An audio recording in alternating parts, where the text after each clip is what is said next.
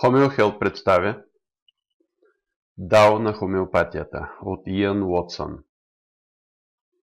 Джан II. Това и онова. Когато Дао даде живот на нещо, се получава двойственост. Единичната клетка се дели.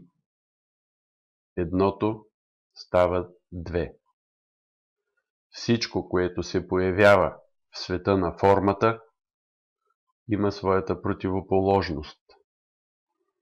И чрез взаимодействието на полярностите, всяко и всички неща може да бъде опознато и изживяно. Топлината съществува единствено във връзката си с студа. Без ден няма да има нощ. За да се намокриш, първо трябва да си узнал сухотата. Мъжът се познава според качествата на жената.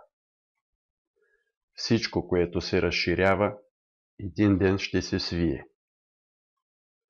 Това, което е било родено, също и ще умре. Всяка монета има две страни. Древните нарекли това Ин и Ян, Слънце и Луна, небе и земя. Противоположният двойник на хомеопатията е алопатията и едното отразява другото.